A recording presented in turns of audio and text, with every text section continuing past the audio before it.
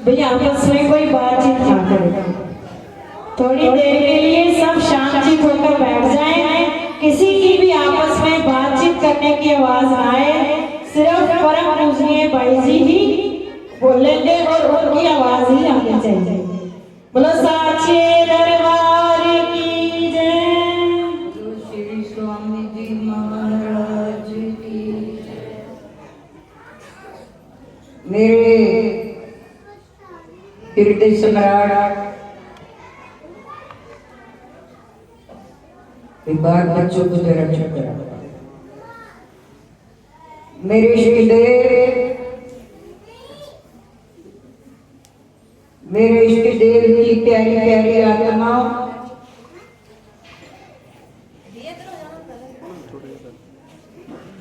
आपके समक्ष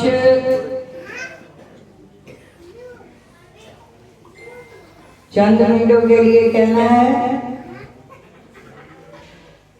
देखिए, सबसे पहले तो मैं आपके भाग्य की सराहना करती हूँ कि आपको श्री महाराज जी के चरणों में बैठकर ये नया साल मुबारक हो। कई लोग जिनके बच्चे भी चुप कर, कई लोग बाहर जाकर पार्टियां करते हैं कि आज नया साल जो है वो अपने दोस्तों के साथ मनाना है, अपने परिवार के साथ मनाना है। लेकिन वो भाग्यशाली जीव होते हैं जो श्री महाराज जी के चरणों में बैठकर ये नया साल, अपनी जिंदगी का नया साल को शुरू करते हैं। बोल मेरे श्री महाराज की जय। तो हमारे जो नया साल जिसको हम लोग मनाते हैं, इसका मतलब भी कुछ समझिए कि ये नए साल को कैसे मनाना है। पूरा साल जो भी हमारे में व्याधियां आई, जो भी त्रुटियां आई, जो भी नकारात्मक विचार आए, वो आपको तो पता है, किसी और को ना पता हो, लेकिन अपने आप को पता होता है मेरे भीतर कौन सी व्याधि है, कौन सा विकार चल रहा है। उन विकारों को खत्म करना है, शुद्ध विचारों को लेना है, अपनी जिंदगी को बनाना आपके हाथ में है। और साथ साथ में संतों का संग जिसको मिल जाता है, उसका तो जीवन ही बदल जाता है। जैसे आपने सुना होगा, एक बार भगवान नारायण जी अपनी मस्ती में बैठे, आंखें बंद करके, और साथ साथ में लक्ष्मी जी कह रही है, महाराज जी एक बच्चा इतने साल से आपको याद कर रहा है, आप उसे दर्शन क्यों नहीं देते? आप आंख बंद करके बैठे हुए हो, जब से मैं आपसे वार्तालाप कर रही हूं, आप मेरी बात का जवाब भी नहीं दे रहे। इसकी वजह क्या है? वो बच्चे को क्यों नहीं दर्शन दिया जा रहा? तो भगवान आगे से कहते हैं, ऐ लक्ष्मी, मैं आंख मूंद कर यही तो विचार कर रहा हूं। मैं सीधा किसी को दर्शन दे नहीं सकता। मैं सोच रहा हूं इसके जीवन में कौन सा संत भेजूं जिससे कि वो मेरे से मिल सके। कौन सा संत भेजूं? क्योंकि संत के बगैर परमात्मा नहीं मिलता। मैं यही तो विचार कर रहा हूं। तो उसी वक्त विचार में आया कि नारद जी को भेजा जाना चाहिए। नारद जी ऐसे संत हैं जो उस बच्चे के जीवन को बदल सकते। वो बच्चा कौन था? वो ध्रुव था, जो आज भी तारा मंडल में ध्रुव तारा चमकता है, उसका निस्तारा चमकता है। मैं कौन से ऐसे संत को भेजूं? जी मैं सोच रहा हूं। संत जिसकी भी जिंदगी में आता है वो सीधे नहीं आपको मिल जाता। वो पीछे से उसको हुक्म होता है किस किस को मिलना है, तब संत का मिलन होता है। तब जाकर आत्मा और परमात्मा का मेल होता है। कहते एक बार ज्ञानी और भगत आपस में कहने लगे, परमात्मा का, भगवान का मेरे साथ ज्यादा प्यार है। ज्ञानी कहता है मेरे साथ ज्यादा प्यार है, भगत कहता है मेरे साथ ज्यादा प्यार है। चलो भी दोनों जाकर भगवान के पास ही जाते हैं, उन्हीं से फैसला लेते हैं। जब उनके पास गए, कहने के लगे कि हम दोनों का झगड़ा ये है, ये ज्ञानी है, इसको ज्ञान का अहंकार है, ज्ञान का मान है, और मैं भगत हूं। ये कहता है भगवान मेरे से प्यार करते हैं, मैं कहता हूं भगवान मेरे से प्यार करते हैं। तो भगवान ज्ञानी की ओर संबोधित करके कहने लगे, ज्ञानी तो मेरी आत्मा है। जब ऐसा कहा ज्ञानी तो मेरी आत्मा है, और जो भगत था वो उठकर चलने लगा। भगवान कहते तू कहां जा रहा है भाई? कहते बस फैसला हो गया, आपने कह तो दिया ज्ञानी मेरी आत्मा है, फैसला हो गया। भगवान कहते तू कहां जा रहा है? भगत तो मेरा परमात्मा है, परमात्मा जिनको मैं याद करता हूं। आज ऐसे ऐसे भगत मेरे को नजर आ रहे हैं जिनको संत याद करते हैं, भगवान याद करते हैं, लेकिन वो उस लक्ष्य को पाते नहीं है। मेरी आप सबसे यही प्रार्थना है आज कि मैंने सुबह भी एक दो बच्चों से फोन पर बात की, वो हैप्पी न्यू ईयर मेरे को बोलने लगे।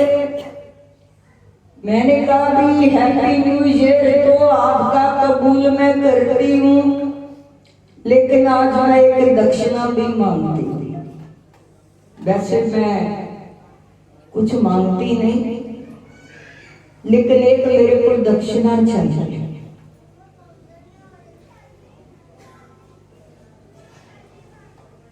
सबसे पहले मैं ये दक्षिणा मांगती हूँ, जो मेरे बच्चे अभी तक जिनको ये ज्ञान नहीं है, माता पिता का ऋण क्या होता है। क्या कर्ज होता है। उस कर्ज को अदा हम लोग नहीं कर सकते।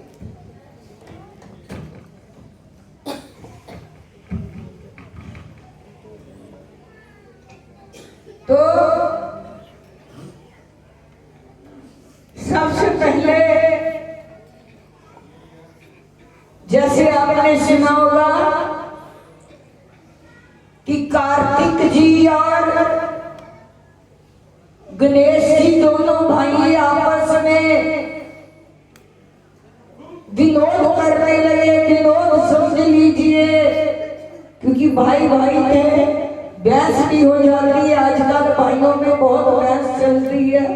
कोई बात होती है वो बहस इस बात पर हो जाती है कि मैं बड़ा हूँ तू छोटा है, मेरी बात मान, बस इसी बात को लेकर बहस शुरू हो जाती है।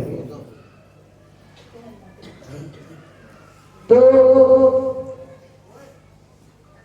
दोनों आपस में बहस में आ गया। मैं बड़ा हूं, गणेश जी कहते मैं बड़ा हूं। चलो भी इसका निर्णय जो है माता पिता के पास जाकर करते हैं।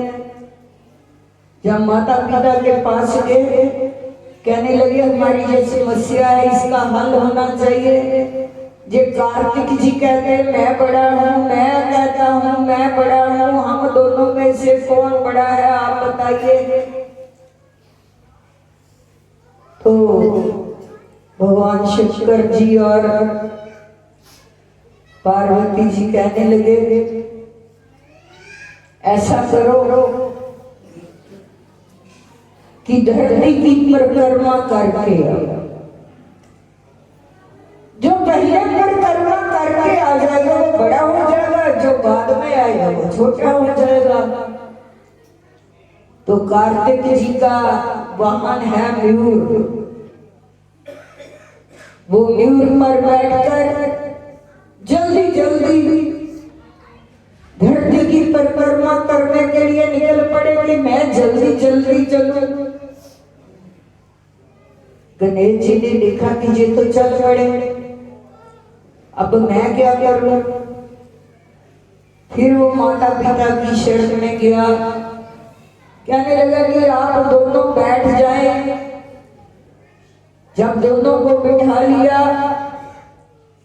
गणेश जी माता पिता की परिक्रमा करने लगे। जब परिक्रमा करने लगे, 1 की, 2 की, 3 की, 4 की, 5 की, 5 परिक्रमा के बाद चरणों में नमस्कार कर दिया। वो माता कहती है ये क्या हुआ,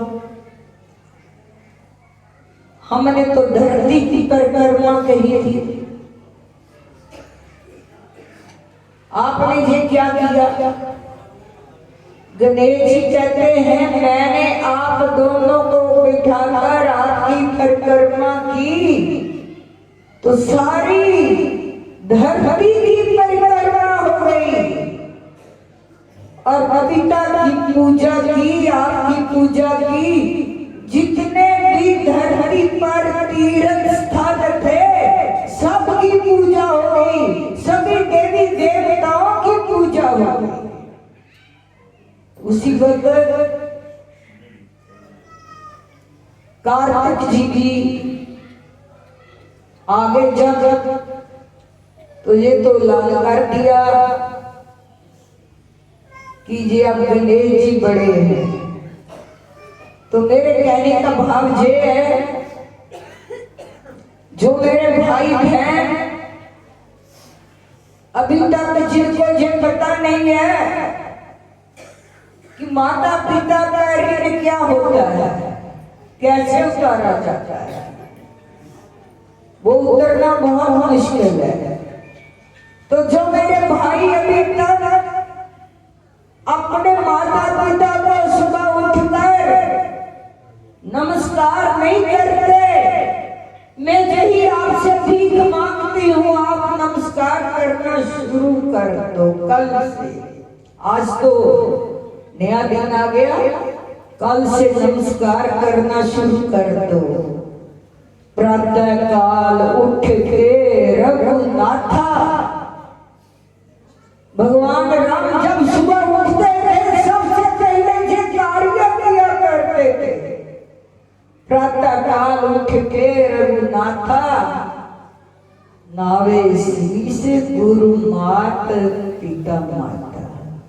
अपने माता पिता को शीश नवाते थे। कौन नवाते थे? वो ईश्वर थे, भगवान थे। लेकिन वो भी मर्यादा में थे कि हमारे जो माता पिता ने जन्म दिया है, इनका ऋण जो है उतारा नहीं जा सकता। तो कौन कौन से मेरे भाई बहन हैं जो सुबह उठकर माता पिता को नमस्कार करते हैं? थोड़ा हाथ खड़ा करें। कौन कौन मेरे भाई बहन हैं जो सुबह उठकर करते? और हमारे बच्चों को भी यही सीखो। उस घर में कभी भी कमी होती नहीं है। उस घर में हमेशा भगवान का वास होता है। अपने जितने भी बड़े बुजुर्ग हैं, छोटा भाई है तो बड़े भाई को नमस्कार करे, छोटा बच्चा है तो ताऊ चाचू को नमस्कार करे। ये हमारे में रीति रिवाज होना चाहिए। पता ही नहीं नमस्कार क्या चाहिए। जय गुरु भी बोल दिया करो, आगे से वो भी जवाब यही देगा, जय गुरु की। आज से मैं आपसे ये निवेदन करती हूँ कि आपने सबसे पहले अपने माता पिता को नमस्कार करना है, गुरु को नमस्कार करना है। दूसरी बात यह है कि जो मैं भिक्षा लेना चाहती हूँ, कहते हैं गुरु पहले नाम दर्ज करता है, दीक्षा देता है, फिर शिक्षा देता है, फिर परीक्षा देता है। तो परीक्षा साल के बाद होती है।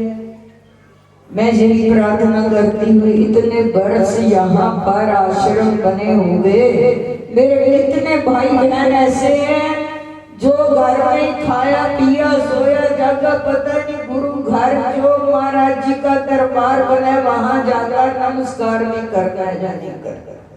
महीने के बाद आते हैं, बड़ी तकलीफ होती है जो महीने के बाद आते हैं।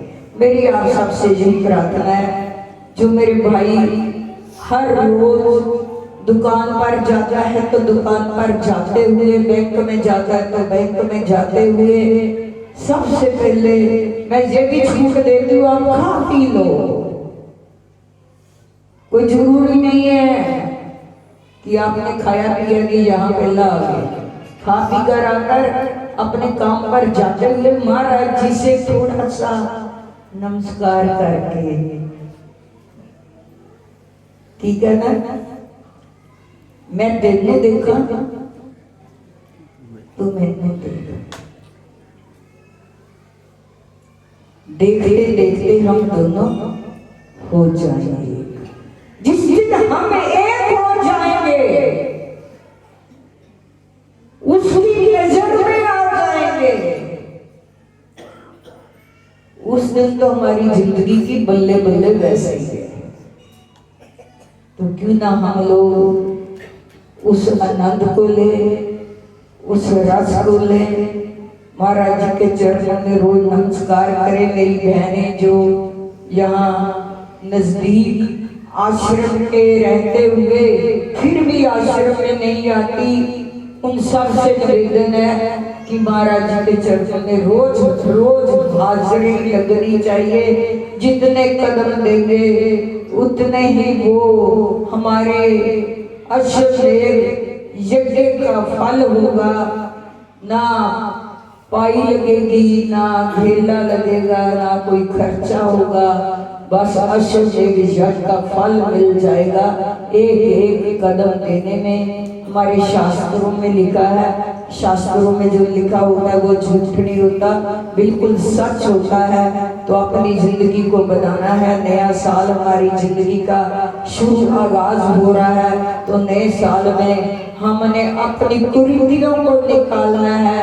अपने नकारात्मक विचारों को देखा करो, परीक्षा लिया करो रोज बैठकर, इस वक्त तेरे भीतर क्या चल रहा है। अगर विचार गलत है तो उसका त्याग करते चले जाओ। रोज का 1-2 कुरीतियों का त्याग करोगे तो साल में कितनी हो जाएगी। वही कुरीतियां हमें चैन नहीं लेने देती, हमें शांत रखती है। यदि शांत होना है, हृदय की भीतर जो हलचल होती है, जल में हलचल हो तो चेहरा नहीं दिखाई देता, जल ठहर जाए तो चेहरा दिखाई देता है। हृदय के विचार इतने तीव्र चलते हैं, हलचल मची रहती है, हमें चैन ही नहीं लेने देती। इस हलचल से बचना है। अपने भीतर जो तुम्हारे भीतर विराजमान तेरे को बहुत सुंदर सुंदर दृश्य दिखा रहा है, बहुत सुंदर सुंदर वार्ता सुन रहा है, बहुत सुंदर सुंदर इस तन पर वस्त्र पहन रहा है, वो कौन है तेरे भीतर जो चेतन शक्ति है। कभी उसके साथ भी 2 मिनट बैठकर बातचीत कर लिया करो। उसके साथ तो बातचीत करते नहीं, इधर उधर से बातें करके एक दूसरे को खुश करने में लगे रहते हैं, खुश करने में लगे रहते हैं। तेरे को बनाने वाला जो है उसको खुश कर ले। उसकी खुशी तभी मिलेगी जब हम उस पर न्यौछावर हो जाएंगे। तो आप सबको नए साल का बहुत बहुत बधाई हो। हम तो हैप्पी न्यू ईयर की जगह बधाई बोलेंगे, क्योंकि हमारी मातृभाषा यही कहती है, और यही भाषा बोलेंगे नया साल मुबारक हो, नया साल मुबारक हो, नया साल मुबारक हो। आपके जीवन में खुशियां लाए। बोल साचे दरबार की जय, बोल श्री स्वामी जी महाराज की जय, बोल श्री नंगली निवासी भगवान